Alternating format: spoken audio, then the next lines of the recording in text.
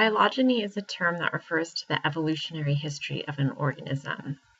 It's something that has to be established by looking at the organism, its traits, its DNA, and its relationships to other organisms that are still around, and proposing how it's related to organisms that are now extinct. So we're going to use phylogeny to create phylogenetic trees. A phylogenetic tree is a diagram that shows the evolutionary relationships among organisms. It's really a hypothesis, so whenever you're looking at a phylogenetic tree, it's really just showing you what we think about the evolutionary relationships of an organism. And in fact, we can make them, and we'll do this in class, by making hypotheses about evolutionary relationships. And so because they're a hypothesis, they can change, or they might need tweaking or changes to make them better reflect the evolutionary history. Within a phylogenetic tree, we can see speciation. And so there's different ways that we'll see speciation. Cladogenesis is when we have one species or one ancestor diverging into two or more new species. And within a phylogenetic tree, this creates what's called a branch point or a node. We also can have anagenesis, where a single ancestral species over time evolves into a different species. And so just to give you a little preview of what this is, what this is going to look like, phylogenetic trees are going to have organisms and divergences. And this is one way to do it. This is like a vertical way of doing it. Sometimes they can look different. Let me fill in some letters here.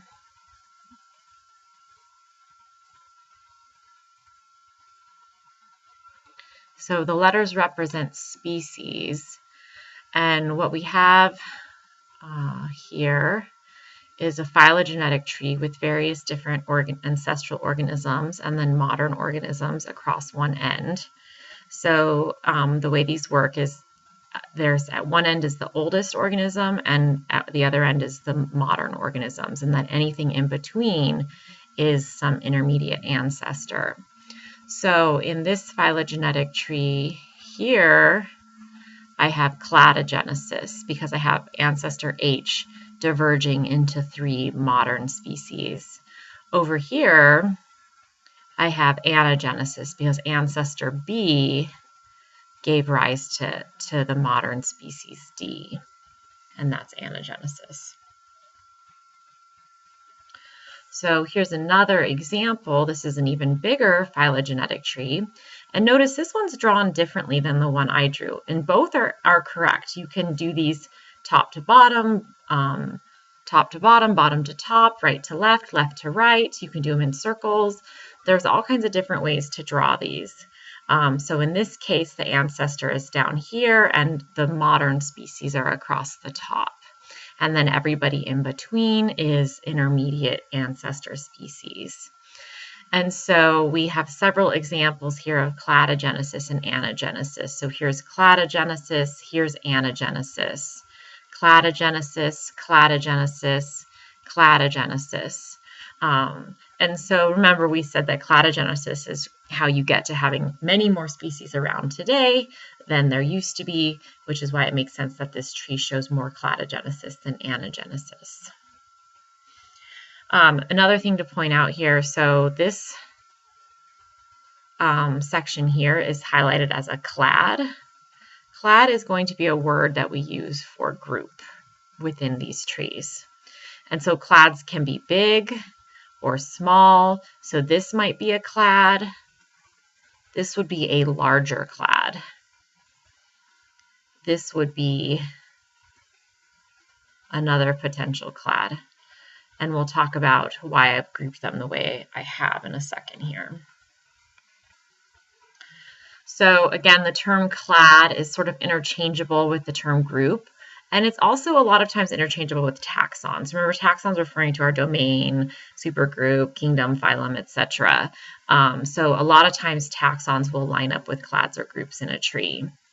So a monophyletic group is when you have a group that consists of a most recent common ancestor and all of its descendants. And then you can have nesting of the clades based on that. So let me go back to this figure for a second. So I said I was drawing them in a particular way. That was because I was drawing them to be monophyletic. So there's an ancestor here, and then all of its descendants are included in this monophyletic clade. If I have B included here, then I have to include everybody into this monophyletic clade. This is a smaller clade nested within that clade. So remember, these monophyletic clades can nest within each other. So I have D, but then I have to have all of these because they're all descendants of D. So those are monophyletic clades. And ideally, that's what we have. We want to have monophyletic clades, especially if we're giving them a taxonomic ranking. So if it's going to be a kingdom, we want it to be a monophyletic group. But for over time, we have ended up with groups that are not monophyletic. And so there's two variations of that. Paraphyletic groups contains a common ancestor and some, but not all of its descendants. And a polyphyletic group contains species with different common ancestors. So let me go back to that figure again. And I'm going to pick out a paraphyletic group. So a paraphyletic group includes some descendants, but not all of them. So this is what a paraphyletic group would look like over here. So again, this is paraphyletic. And so notice that I've left out some of the descendants. Okay, so I've got B, but instead of including all of the descendants of B, I've left out these ones. Oh, that's weird. There shouldn't be two B's there, by the way. That's a typo. Okay, so let's look at polyphyletic. So let me use a different color for polyphyletic. So polyphyletic is when we include organisms that are not related to the ancestor. So this might be a polyphyletic group. So again, this is polyphyletic. And so again, we have the ancestor here, an implied ancestor, and we've got these organisms that all descend from that ancestor, but then we have this organism thrown in here. And this organism is not a descendant of this organism. And so it should not be part of this if it's monophyletic. So that's what makes it polyphyletic. So here's some additional examples of that. So a monophyletic group would be like this one, or this one, or all of these. These are all monophyletic groups, okay? This is where I have a paraphyletic group.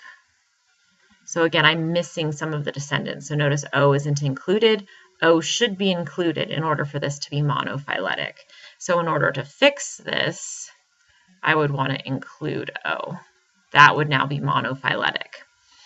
Okay, so a polyphyletic is when I've included organisms that are not descendants. So here I've got L, M, and F in with this group. They shouldn't be there because they're not descendants of B.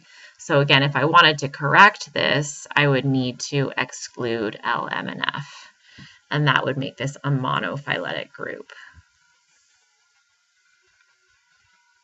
So as I mentioned, these groups within phylogenetic trees oftentimes correlate with taxonomic groups. So the idea of this system is that you have an individual species, so that's 43 here. 43, so I'm going to use my pencil or my writing here.